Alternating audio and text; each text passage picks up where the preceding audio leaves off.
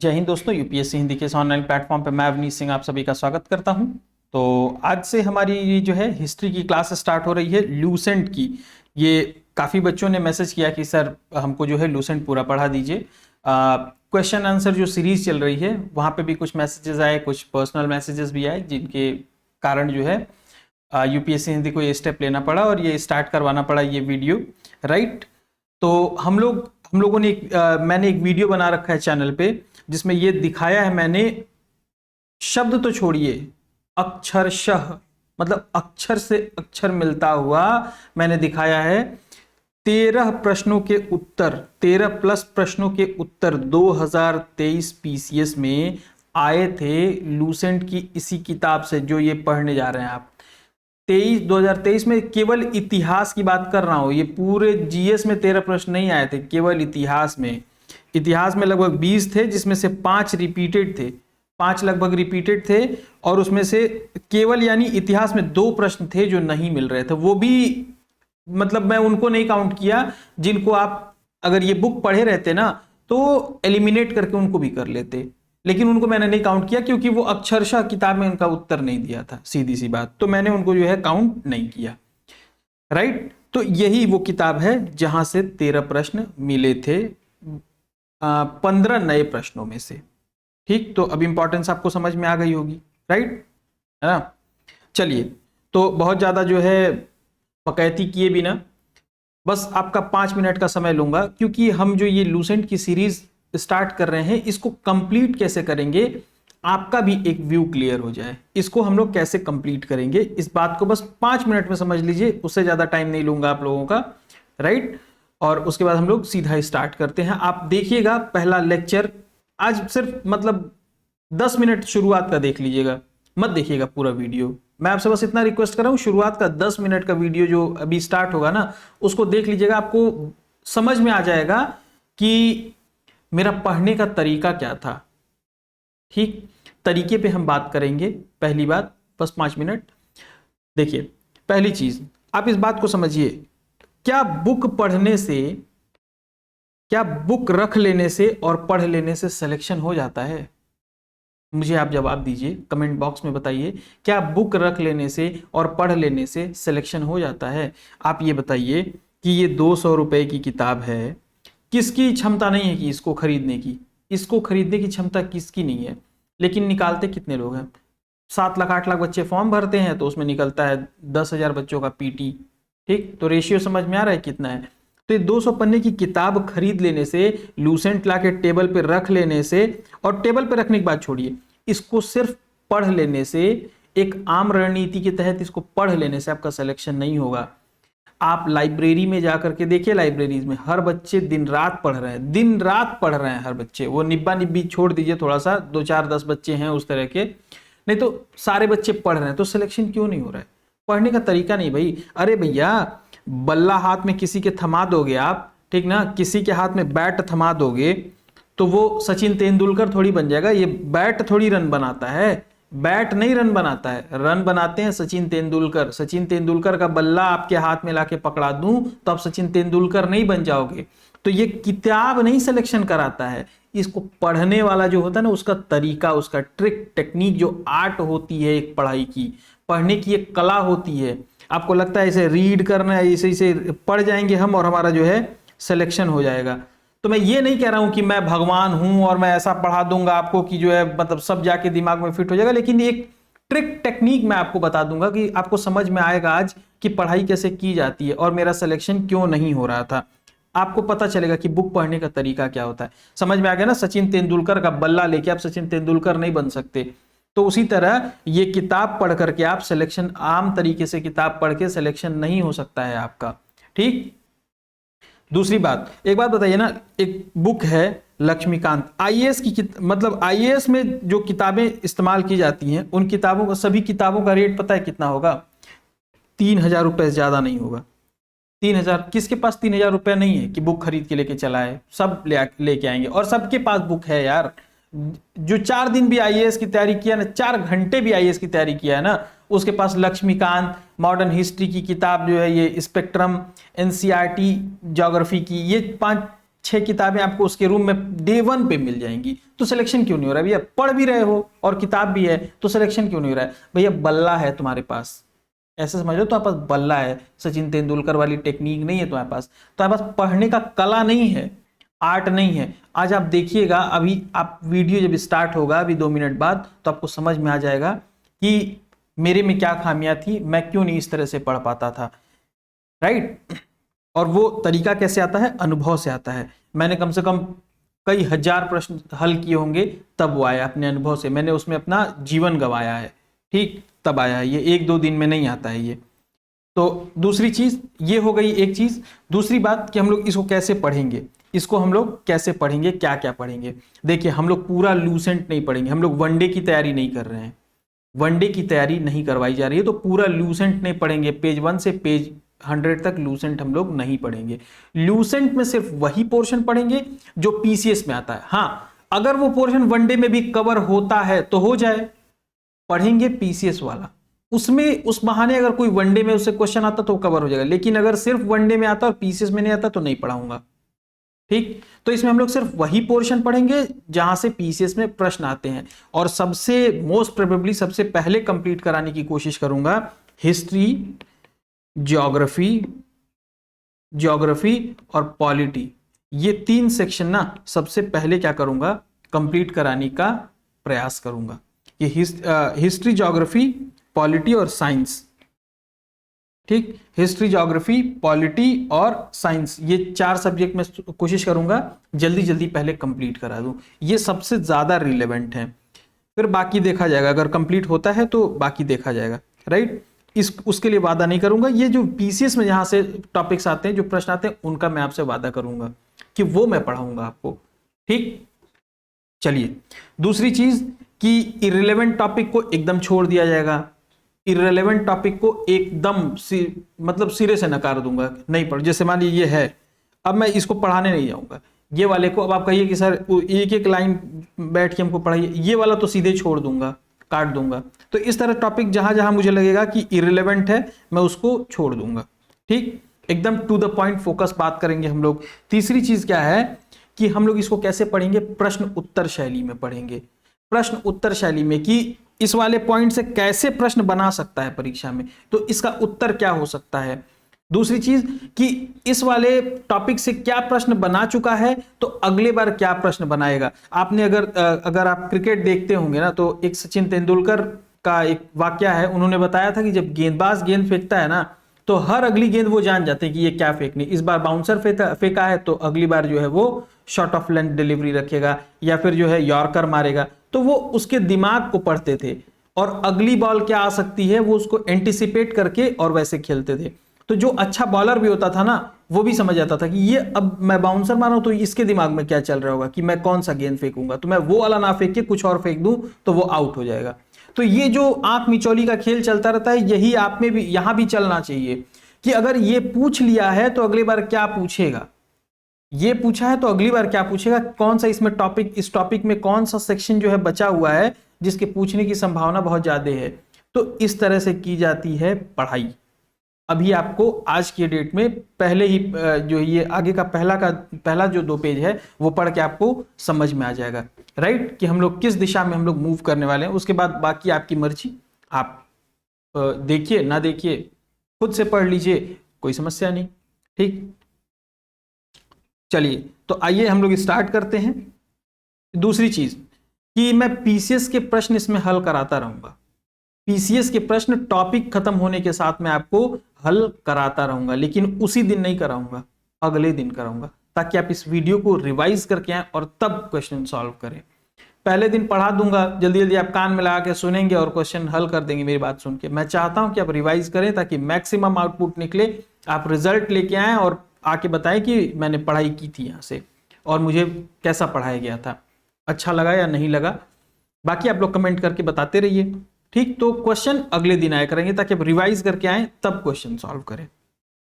चलिए यहां से देखते हैं, ये भारत का इतिहास है, कहाँ के लोगों ने क्या नाम दिया, ठीक। जामुन का पेड़ था, जम्बू द्वीप पड़ा, क्या पड़ा। खैर चलते हैं हम लोग अपने काम की बात पे। देखिए यहां से जो है आपका जो है वो शुरू होता है कि विंध्य की पर्वत श्रृंखला देश की ओर इसको ब्लू कर लेते हैं। विंध्य की पर्वत श्रृंखला देश के उत्तर और दक्षिण दो भागों में बांटती है।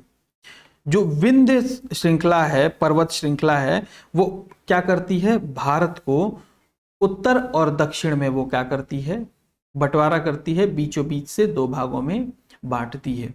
ठीक, अब देखिए यहाँ पे इंडो यूरोपियन परिवार की भाषाएं बोलने वालों का जो बहुमत है, इसको समझिए ऐसे, आप ऐसे पढ़ेंगे, उत्तर में इंडो यूरोपियन परिवार की भाषाएं बोलने वालों की और दक्षिण में द्रविड़ परिवार भाषाओं की बोलने वालों की बहुमत है, आप ऐसे पढ़ लेंगे। लेकिन यहाँ पे यही गलती हो जाती है आपसे कि आप ठीक से समझ नहीं पाते कि प्रश्न क्या बना सकता है। प्रश्न अगर बनाएगा तो ऐसे बनाएगा कि यूरोपीय परिवार की भाषाएं बोलने वालों का जो समूह है, जो बहुमत है, वो कहाँ पाया जाता है। जैसे देगा उत्तर में, दक्षिण में, भारत के उत्तर पूर्व में, पश्चिम में, ऐसे करके वो जो है विकल्प बनाएगा और आपका उत्तर होना चाहिए उत्तर में। तो यूरोपीय परिवार की जो यूरोपीय भाषाएं बोलते हैं, यूरोपीय परिवार की भाषाएं बोलते हैं, वो किधर हैं, भारत में किधर है, वो उत्तर दिशा में है। और जो द्रविड़ बोलते हैं वो कहाँ पे हैं, दक्षिण में।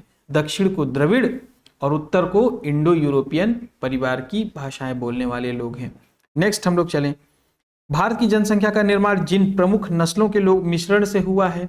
जो प्रमुख, जो सारी कुल मिला के जो भारत में नस्लें हैं वो कौन कौन सी हैं, तो आपको विकल्प में उत्तर में क्या दे देगा कि इनमें से कौन नहीं है, ऐसे करके। तो आपको ये याद कर लेना है, ये पांचों। पहला कौन सा, प्रोटो ऑस्ट्रेलाइड, पेलियो मेडिटेरेनियन, कॉकेशाइड, निग्राइड और मंगोलॉइड, ये 5 प्रजातियां जो हैं वो हैं। ठीक, अभी आगे आपको जो है जहां जहां जैसे ही टॉपिक में थोड़ी गहराई मिलेगी ना, तब आपको समझ में आएगा कि ये मतलब क्या कला है पढ़ने की। ठीक, नेक्स्ट है, सबसे पहले इतिहास को 3 भागों में बांटने का श्रेय किसको जाता है। सबसे पहले इतिहास को 3 भागों में बांटने का श्रेय किसको जाता है, क्रिस्टोफस सिलेरियस को जाता है। किसको जाता है, क्रिस्टोफस सिलेरियस को जाता है। ठीक, अब यहां से क्या है, हम लोग थोड़ा सा इंट्रोडक्शन वाले में जो इंपॉर्टेंट था वो हमने देख लिया। यहां से आपका स्टार्ट होता है प्राचीन भारत। यहां पे हम लोग क्या पढ़ेंगे, प्राचीन भारतीय इतिहास के स्रोत। जो इतिहास हमारा लिखा गया है, प्राचीन भारतीय इतिहास लिखा गया है, उसमें किन किन स्रोतों का इस्तेमाल किया गया है, यानी कंटेंट्स को कहां कहां से कलेक्ट किया गया है। राइट, तो कहां कहां से कलेक्ट किया गया है, पहले हैं हमारे धर्म ग्रंथ, नंबर 1 पे हैं हमारे धर्म ग्रंथ, नंबर 2 पे हैं हमारे ऐतिहासिक ग्रंथ। अभी इनको डिस्क्राइब करूंगा मैं, ये बस ऐसे इंट्रोडक्शन की तरह से देख लीजिए बस। तीसरे हैं विदेशियों के विवरण, ठीक है, जैसे हेलियोडोरस हो गए, ह्यूएनसांग हो गए, ये लोग हो गए। धर्म ग्रंथ में हमारे वेद हो गए, पुराण हो गए। राइट, पुरातत्व संबंधी साक्ष्य, और फिर नंबर 4 पे कौन है, पुरातत्व संबंधी साक्ष्य है। राइट, तो इन 4 चीजों से मिलकर के हमारे पूरे प्राचीन भारतीय इतिहास का निर्माण किया गया है। तो स्रोत ये 4 हैं। राइट, अब देखिए यहां से जो है आपका धीरे धीरे टॉपिक में गहराई आनी शुरू होगी। देखिए, भारत का सर्वप्राचीन धर्म ग्रंथ है, कौन सा है, कौन सा है, वेद है। भारत का सर्वप्राचीन धर्म ग्रंथ वेद है, जिसके संकलनकर्ता महर्षि कृष्ण द्वैपायन वेद व्यास जी हैं। जिसके संकलनकर्ता कौन है, महर्षि कृष्ण द्वैपायन वेद व्यास जी हैं। कौन है, यहाँ पे किन 2 शब्दों पे आपको ध्यान रखना है, वेद पे और महर्षि कृष्ण द्वैपायन वेद व्यास पे।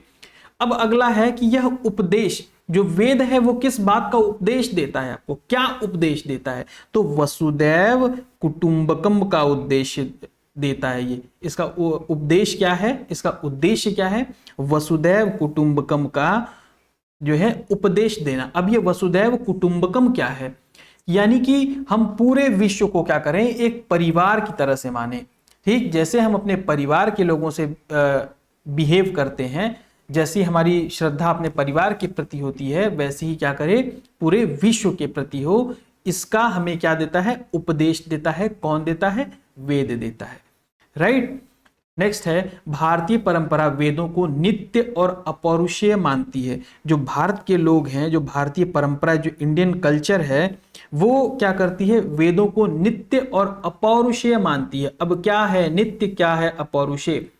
नित्य मतलब होता है सदा रहने वाला, यानी ये जो वेद है हमारा अनंत काल तक चलेगा। इसमें इतनी ज्यादा लोगों की आस्था है, ये इतना ज्यादा शुद्ध है, पवित्र है कि अनंत काल तक चलेगा, ये कभी समाप्त नहीं होगा। तो वेदों में आस्था लोगों की हमेशा बनी रहेगी, नित्य है ये, हमेशा हमेशा समय काल तक, अनंत काल तक चलता रहेगा। और दूसरा अपौरुषेय है, यानी ये इसमें पुरुषों का उल्लेख नहीं किया गया, इसमें नॉर्मल पुरुषों का उल्लेख नहीं किया, अपौरुषेय यानी देवताओं का उल्लेख किया गया। किसका उल्लेख किया गया है? देवताओं का उल्लेख किया गया है। नेक्स्ट है, इसमें अगर पूछ दे वेद कितने हैं तो 4 हैं। वेद कितने हैं? 4 हैं। ठीक, ऋग्वेद, यजुर्वेद, सामवेद, अथर्ववेद। ऋग्वेद, यजुर्वेद, सामवेद और अथर्ववेद। अब देखिए इसमें यहां से थोड़ी गहराई शुरू होगी। अब आप इस बात को समझिए, यहां से आपको क्या होगा, थोड़ी थोड़ी चीजें समझ में आएंगी कि आप आर्ट ऑफ रीडिंग भी सीखिए। ठीक, देखिए आप ऐसे पढ़ लेंगे कि इन 4 वेदों को संहिता कहते हैं, बहुत नॉर्मली आप पढ़ लेंगे, बहुत क्या करेंगे आप नॉर्मली पढ़ लेंगे, इन 4 वेदों को संहिता कहते हैं। लेकिन पूछ देगा, प्रश्न ऐसे पूछेगा कि संहिता किसे कहते हैं, संहिता किसे कहा जाता है? संहिता किसे कहा जाता है? तो 4 वेदों को कहा जाता है, 4 वेदों को कहा जाता है। किसे कहा जाता है? 4 वेदों को कहा जाता है, राइट। इसमें जो है बाकी चीजें नहीं शामिल होती हैं, इसमें ब्राह्मण, आरण्यक, उपनिषद, इनमें क्या होते हैं, वो जो है वो नहीं शामिल होते हैं, राइट। तो संहिता किनको कहा जाता है? 4 वेदों को, राइट, ये आप ध्यान रखिएगा। नेक्स्ट है, ऋचाओं के क्रमबद्ध ज्ञान के संग्रह को ऋग्वेद कहा जाता है। अब इसमें देखिए, आप ये पढ़िए, आप ये समझिए, आप ऐसे पढ़ेंगे कि ऋचाओं के क्रमबद्ध ज्ञान के संग्रह को ऋग्वेद कहा जाता है।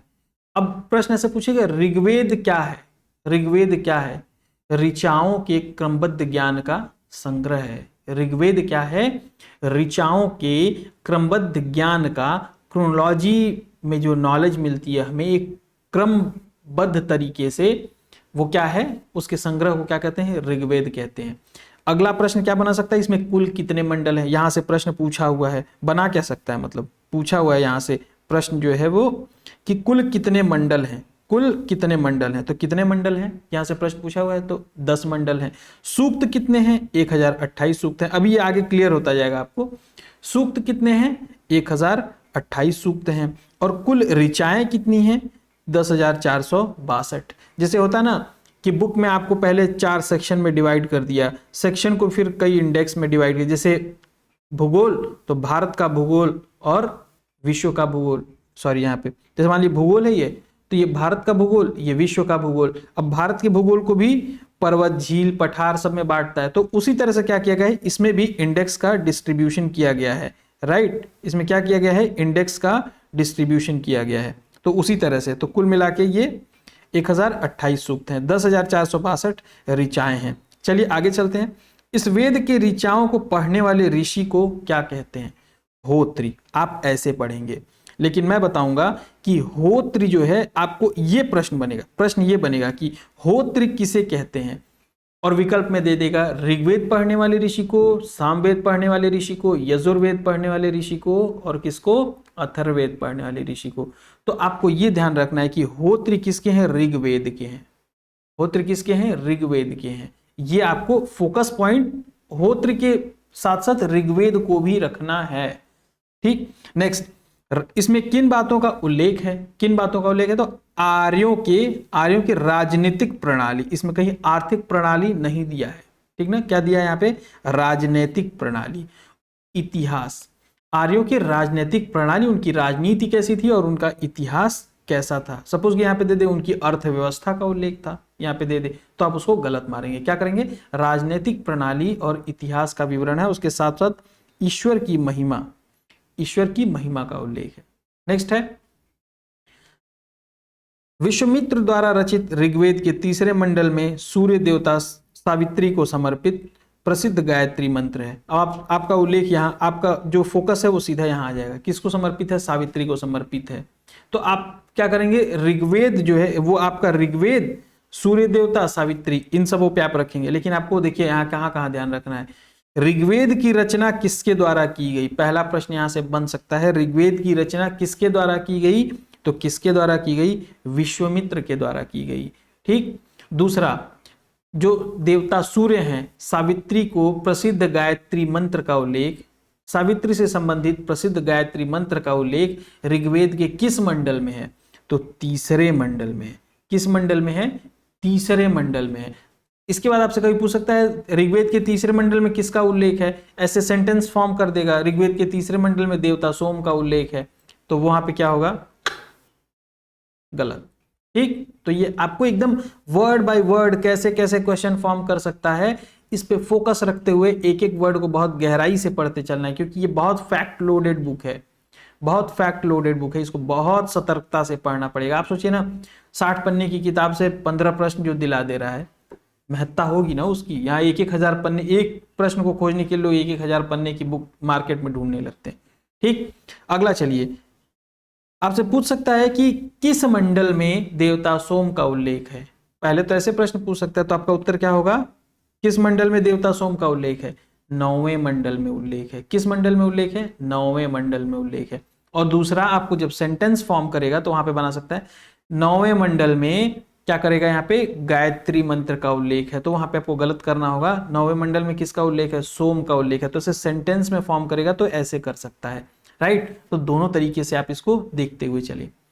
नेक्स्ट है, अब देखिए आप पढ़ेंगे 8वें मंडल में हस्तलिखित ऋचाओं को खिल कहा जाता है। खिल कहा जाता है, आपका पूरा फोकस खिल पे आ जाएगा। यहाँ देखिए लाल रंग से जो है रंग दिया है इसको, मतलब हाईलाइट कर दिया है, देसी भाषा में कहें तो रंग दिया है। ठीक, इसको क्या किया इसने? हाईलाइट कर दिया है कि आपका फोकस तुरंत जो है इसमें गुलाबी वाले पे चला जाए। और ये तो लड़कियों का फेवरेट कलर भी है, लड़कियां तो तुरंत बस खिल देखेंगी। मजाक कर रहा हूं, बस ऐसे ही ना, इसको बहुत ये नहीं ले लिए सर, लड़कियों के ऊपर कमेंट कर दिए। तो ये पिंक कलर है। ठीक, तो भौरों की तरफ मंडराते हुए सीधे खिल पे नहीं पहुंच जाना है। ये प्रश्न ऐसे बनाएगा कि खिल किसे कहा जाता है? खिल के किसे कहा जाता है, बस यहीं पे दे देगा 7वें मंडल, 7th मंडल, तो बस आपका गलत हो जाएगा। तो आपको फोकस कहाँ रखना है? 8वें मंडल पे। फोकस खिल पे, ये गुलाबी कलर पे नहीं रखना है, यहां रखना है 8वें मंडल पे। यहां से कंफ्यूज करेगा। ये खिल किसे कहा जाता है? 8वें मंडल की हस्तलिखित ऋचाओं को कहा जाता है। किसको कहा जाता है? 8वें मंडल की हस्तलिखित ऋचाओं को। ठीक, अब देखिए यहां पे आप क्या करेंगे? पुरुष सूक्त, नासदी सूक्त जल्दी जल्दी पढ़ के आप बढ़ जाएंगे, नहीं, यहां पे आपको ध्यान रखना है कि जो नदी स्तुति सूक्त है, ऐसे पूछ देगा नदियों की प्रशंसा, आपसे पूछ देता नदियों की प्रशंसा किस मंडल में की गई है? तो किस में की गई है? 10वें मंडल में। 10वें मंडल में, चूंकि 4 सूक्तों में विभाजित है, नदी स्तुति सूक्त, पुरुष सूक्त, नासदीय सूक्त और सूर्य सूक्त, 4 सूक्तों में विभाजित है, राइट। 4 सूक्तों में क्या है? वो विभाजित है। तो क्या होगा? इनका जो है आपको ध्यान रखना होगा कि नदियों की प्रशंसा किस सूक्त में की गई है? नदी स्तुति सूक्त में की गई है। वैदिक समाजशास्त्र की प्रशंसा किस में की गई है? पुरुष सूक्त में। नहीं तो ऐसे दे देगा कि वैदिक समाजशास्त्र की जो है नासदीय सूक्त में वैदिक समाजशास्त्र का उल्लेख है, ऐसे करके सेंटेंस फॉर्म कर देगा इसको उल्टा करके, तो गलत हो जाएगा आपका। ठीक, तो यहां बहुत ध्यान रखना है कि वैदिक समाजशास्त्र का जो उल्लेख है वो किसमें है? पुरुष सूक्त में। किसमें है? पुरुष सूक्त में। नासदीय सूक्त में क्या है? ब्रह्मांड के सृजन से संबंधित है। अभी मैं दिखाऊंगा, यहां से प्रश्न पूछा हुआ है कि इसमें वैदिक समाज के बारे में किस सूक्त में उल्लेख है। ये प्रश्न पीसीएस में पूछा हुआ है, तो ये चारों याद कर लीजिए आप। एक पूछा हुआ तो चारों याद कर लीजिए, राइट। तो ब्रह्मांड के सृजन से संबंधित नासदीय सूक्त है। और सूर्य सूक्त में क्या किया गया है? विवाह से संबंधित श्लोक है उसमें। किस सूक्त में? ऐसे कभी पूछ दे विवाह से संबंधित श्लोक जो है वो किस सूक्त में है? नासदीय सूक्त, पुरुष सूक्त, सूर्य सूक्त या फिर नदी स्तुति सूक्त? तो आपका उत्तर क्या होगा? सूर्य सूक्त। तो यहां फोकस रखना है दोनों पे, सूर्य सूक्त, विवाह श्लोक। ऐसे सामने सामने टेबल बना करके इनको रट जाइए। हो सकता है मैच द फॉलोइंग दे दे आपको, कई तरीके से दे सकता है, जितने तरीके से दे सकता है वो सब बता दूंगा आप लोगों को। ठीक, एकदम कोई दिक्कत ही नहीं, सीधे आप जब जाएंगे। अभी देखिए एक चीज बता दूं आपको, अभी ये क्लास फैक्चुअल है तो थोड़ी सी बोरिंग लगेगी। ठीक, आज बोरिंग लगना मुझे मंजूर है, लेकिन जब जो आज मौज कर लेगा ना, जो कहानी वाली क्लास देख लेगा, जो सिर्फ सोचेगा नहीं बहुत फैक्ट लोडेड है मैं नहीं करूंगा, वो क्या होगा? देखिए ऐसे बोलते हैं इनवर्सली प्रोपोर्शनल, जो यहां पे दुख काट लेगा थोड़ा, है ना। एक कहावत है इंग्लिश में, the more you bleed in the field less you bleed in the क्या मतलब जितना आप जो है प्रैक्टिस के दौरान, जितना आप मैदान पे मेहनत कर लोगे ना, जब युद्ध स्थल पे उतना कम रक्त बहेगा। ठीक, तो युद्ध स्थल क्या होता है, हमारे लिए एग्जाम है, तो वहां पे उतना कम कष्ट होगा, जितना कष्ट यहां झेल लोगे ना उतना ही वहां पे सुख मिलेगा आपको, उतना ही क्या होगा एग्जाम में सुख की अनुभूति होगी। और जब यहाँ पे पसीना नहीं बहाओगे ना तो फिर एग्जाम में पसीने छूटेंगे माथे पे, ठीक, यहीं पे पसीने पूरे होंगे एग्जाम में, ये क्या दे दिया। फिर बाहर आने के बाद देखेंगे, अब चर्चा तो होती है, उन्हीं ग्रुप में जाके चुपचाप मुंह लटका के बैठ जाइएगा, परीक्षा बहुत कठिन थी, अपने आप को क्या क्या बातें समझाइएगा, मैं बता देता हूं आपको, आज ही बता देता हूं। देखिए पहला मैं बता दूंगा, आउट ऑफ सिलेबस क्वेश्चन था। दूसरा बता दे रहा हूं आपको कि अपने आप को समझाना, जैसे मानिए फेल हो जाइएगा ना तो जाके इधर उधर फालतू काम करने से बढ़िया है कि पता चले आप हतोत्साहित हो जाए, तो कुछ बता देता हूं वजह आपको अभी से कि क्या क्या सोच लेंगे तो आपका दिमाग खुश हो जाएगा कि नहीं गलती मेरी नहीं है, मेरी गलती नहीं, एग्जामिनर की सारी गलती है। देखिए पेपर सेटर ने क्वेश्चन गलत फॉर्म कर दिया था, नहीं तो हम क्वालिफाई हो जाते। ये अपने आप को दोष ही मत दीजिएगा। तीसरा दोष किसको दीजिएगा कि जो है पापा मम्मी को अपने, और वो हमको काम पे भेज देते थे, नहीं तो आज हम जो है पेपर फोड़ दिए होते। चौथा अपने टीचर को दे दीजिएगा कि टीचर महामूर्ख था, वो सही पढ़ाया नहीं। या फिर दे दीजिएगा पेपर को, बहुत कठिन पेपर बना दिया, एकदम सिलेबस अलग कर दिया, एकदम सिलेबस, कोई पास ही नहीं होगा इस बार, तो जो है एक बच्चे का सिलेक्शन प्री में नहीं होगा, पक्का नहीं होगा। वो सब जो 15,000 सिलेक्शन हो वो सब सरकार कह देगी कि ये जो है पाए नहीं गए, योग्य नहीं थे, एकदम एक बच्चे का सिलेक्शन इस बार नहीं होगा पेपर में। आप अपने आप को समझा देगा, पेपर बड़ा कठिन था, एकदम सिलेबस के बाहर आया था, पेपर सेटर एकदम मंगल ग्रह के क्वेश्चन ले आके फॉर्म कर दिया था। तो ये सब समझा करके, लेकिन उल्टे सीधे काम मत करिएगा, ये सब समझा करके अपने आप को आप जो है फिर बोलिएगा अगले साल जो है, मैं बता रहा हूं अगले साल ऐसी तैयारी करूंगा ना, पेपर फोड़ दूंगा आकर के, एकदम से पेपर की एकदम ऐसी तैसी कर दूंगा, ये अपने आप को आप समझा लीजिएगा। लेकिन हकीकत में बता दूं फिर क्या होगा, अगले साल भी पेपर दे रहे होंगे, पसीना पोंछ रहे होंगे, और यही वाला डायलॉग, जब अगले साल फिर फेल होइएगा तो फिर अगले साल फाड़ दूंगा पेपर को, क्योंकि मैदान पे तो पसीना बहाना नहीं है, यहाँ पे तो मेहनत करनी नहीं है, तो कुछ तो चाहिए ना अपने आप को दिलासा देने के लिए, चाहिए कि नहीं चाहिए। तो ये दिलासे के लिए मैं बता दिया हूं, तो उल्टे सीधे कुछ काम मत कीजिएगा, ये सब दिलासा देके अपने आप को संतोष रखिएगा, घर आइएगा, सोइएगा, नींद लेके आराम से मस्त 4-6 घंटे, फिर पढ़ाई कीजिएगा। चलिए खैर, जो लोग पढ़ रहे हैं, थोड़ा सा लेक्चर हो गया ज्यादा मुझे लगता है, उसके लिए माफ कीजिएगा अगर फालतू लगा तो। चलिए नेक्स्ट है, देखिए चातुष्वर्ण समाज की कल्पना का आदि स्रोत। चातुष्वर्ण समाज, जो 4 वर्णों में समाज को बांटा गया था, वैदिक कालीन समाज का उल्लेख किसमें है, पुरुष सूक्त में, अभी मैंने बताया था। देखिए यहाँ पे आ गया चातुष्वर्ण समाज की, इससे प्रश्न बना हुआ है पीसीएस में, यहाँ ये एकदम सेम पॉइंट से प्रश्न बना हुआ है, आप जाकर के पीवाईक्यू देखिएगा। ठीक, तो ऋग्वेद के 10वें मंडल में, कहाँ पे, ऋग्वेद के 10वें मंडल में चातुष्वर्ण समाज की उल्लेख की गई है। उसमें 4 वर्ण है, ब्राह्मण क्षत्रिय वैश्य शूद्र, जिनका क्या किया गया है, मुख भुजाओं जंघाओं और चरण से उत्पन्न हुए हैं लोग। शॉर्टकट में बिल्कुल बता के निकल लूंगा क्योंकि ये बहुत इंपॉर्टेंट है नहीं, बस ऊपर ऊपर जान लीजिए। हाँ, यहाँ पे फिर धर्मसूत्र 4 प्रमुख जातियों की स्थितियों, व्यवसाय, दायित्वों, कर्तव्यों और विशेषाधिकारों में विभेद करता है। आप यहाँ पे फोकस रहेगा, स्थितियों व्यवसाय क्या क्या में करता है। क्वेश्चन खेला यहाँ से होगा, ठीक, ये दे देगा कि वेद में है, अथर्व वेद में है, फलाने वेद में है, और धर्मसूत्र में, खेला यहाँ पे होगा, समझ जाइए आप। ये आपको फोकस कहाँ रखना है कि प्रमुख जातियों, स्थितियों, व्यवसायों, दायित्वों, कर्तव्य, विशेषाधिकारों का स्पष्ट विभेद कौन करता है, धर्मसूत्र करता है। कौन करता है, धर्मसूत्र करता है। ठीक, ये बात आपको ध्यान रखनी है। ठीक, जैसे कोई दे दे ऐसे कि अशोककालीन ये करता है, फलाने काल का ये करता है, वो करता है, तो आपको ध्यान रखना है कि धर्मसूत्र करते हैं, राइट। या फिर ऐसे भी कर सकता है कि केवल ये करता है, तो वहां पे भी ध्यान रखना है। ठीक, नेक्स्ट है, ऋग्वेद के कई परिच्छेदों में अघन्य शब्द का उल्लेख किया गया। तो अघन्य शब्द का मतलब जिसका वध नहीं किया जा सकता है, जिसका वध नहीं किया जा सकता है। तो वो कौन थी, उसको गाय को ऐसा माना गया था कि इसका वध नहीं किया जा सकता है। ठीक, नेक्स्ट है, ऋग्वेद में ब्रह्मा का उल्लेख तो है किंतु आत्मा का नहीं। तो किसका है किसका नहीं है, ये ध्यान रखें, ब्रह्मा का है। किसका है, ब्रह्मा का उल्लेख किया गया है, लेकिन वेदों में आत्मा का उल्लेख नहीं किया गया। इस बात का आप ध्यान रखिएगा। BCAD आप लोग बचपन से पढ़ते आ रहे होंगे। नेक्स्ट, देखिए यहां पे एक चीज और,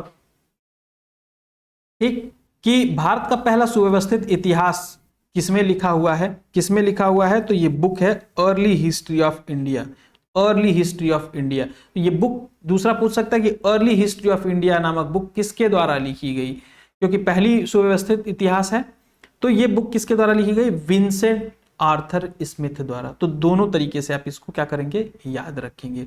ठीक, नेक्स्ट है, आप इसमें पता है क्या पढ़ते आप कि इस पुस्तक के 1/3 भाग में केवल सिकंदर के आक्रमण का उल्लेख है। अब यहाँ सिकंदर आपका फोकस हो जाता है, सिकंदर के आक्रमण नहीं, यहाँ पे याद रखना कि बुक के कितने भाग में, 1/3, 1/4, 1/5 कितने भाग में, तो 1/3 भाग में सिकंदर के आक्रमण का उल्लेख है। ये ध्यान रखना है आपको, ये फोकस पॉइंट आपको यहाँ आपका होना चाहिए। नेक्स्ट है हमारा कि भागवत पुराण के अनुसार वामन अवतार के उद्देश्य भगवान विष्णु द्वारा इंद्र को पुनः स्वर्ग लोक से अधिकार दिलाना था। तो ये उद्देश्य के बाद जो है ये याद रखने से बढ़िया आप ये याद रखिए कि किस पुराण में ऐसा कहा गया था। प्रश्न बनाएगा कि किस पुराण में कहा गया था, ये उद्देश्य नहीं बदलेगा, ये बदल देगा कि किस, प्रश्न उत्तर में आपके विकल्प में जो आएगा वो ये आएगा कि भागवत पुराण, फला पुराण, महाविष्णु पुराण, फलाने पुराण, आपको ऐसे करके दे देगा। ठीक, तो आपको क्या याद रखना है कि भागवत पुराण, कौन सा, भागवत पुराण। आपको मत्स्य पुराण दे देगा, विष्णु पुराण दे देगा, कई सारे पुराण दे सकते हैं, तो आपको क्या याद रखना है, भागवत पुराण। ठीक, नेक्स्ट, वामन को, जो भगवान वामन थे, जो विष्णु जी थे, उनको क्या कहा जाता था, दक्षिण भारत में किस तरफ, दक्षिण भारत में उपेंद्र के नाम से पुकारा जाता था, उपेंद्र नाम से। तो ऐसे कभी पूछ सकता है दक्षिण भारत में किसे उपेंद्र नाम से पुकारा जाता था, तो भगवान वामन को, भगवान विष्णु को। ठीक, नेक्स्ट अगला, ऋग्वेद में इंद्र के लिए 250 और अग्नि के लिए 200 ऋचाओं की रचना की गई है। तो ऐसे पूछता है कि प्रश्न यूपीपीसीएस में ऐसे पूछा हुआ इसी पॉइंट से कि ऋग्वेद में सर्वाधिक मंत्र किस देवता को समर्पित हैं, ऐसे करके पूछा हुआ है। तो सर्वाधिक मंत्र जो है यही सर्वाधिक है, 250 किसको है, इंद्र को। और क्या किया है, एक बार फिर से पूछा है कि सर्वाधिक मंत्र का उल्लेख किस देवता के लिए किया गया है, और वहां पे इंद्र को हटा दिया है विकल्प से, इंद्र को विकल्प से हटा दिया है, सीधे अग्नि को दे दिया है, और बाकी नीचे देवताओं का नाम का उल्लेख दे दिया है। तो अग्नि दूसरे नंबर पर है, तो सर्वाधिक कौन हो जाएंगे, इनके एब्सेंस में इंद्र के अग्नि हो जाएंगे। तो इस बात को ध्यान रखना है, ये होता है कोरिलेशन। आप अगर सिंपली ऐसे पढ़ जाते तो हो सकता है वहां पे गलत हो जाता। ठीक, तो ये होता है, ये होती है आर्ट ऑफ बुक रीडिंग जो आपके अंदर होनी चाहिए। प्राचीन इतिहास के साधन के रूप में वैदिक साहित्य में ऋग्वेद के बाद शतपथ ब्राह्मण का उल्लेख आता है। तो पूछ सकता है प्राचीन इतिहास के साधन के रूप में वैदिक साहित्य में किसके बाद शतपथ ब्राह्मण का स्थान आता है, तो ऋग्वेद के बाद आता है, या फिर ऋग्वेद के बाद अगर पूछे किसका स्थान आता है तो शतपथ ब्राह्मण का स्थान आता है। ठीक, तो ये था थोड़ा आज इंट्रोडक्शन क्लास था हमारा, राइट। तो आपको क्लास के भी बारे में बताना था। बाकी कल से हम लोग जो है यहाँ से स्टार्ट करेंगे अपनी क्लास जो है यजुर्वेद से। तो कल थोड़ी सी क्लास कल से और लंबी होगी, ये डे 1 की क्लास थी इसलिए थोड़ी छोटी रखी गई है, और फिर इससे रिलेटेड क्वेश्चंस भी आपको नेक्स्ट क्लास में मिलेंगे, सिर्फ पीसीएस में आए हुए प्रश्न जो इस किताब से पूछा गया है वो आपको मिलेंगे, राइट। तो आज के लिए इतना ही, जय हिंद।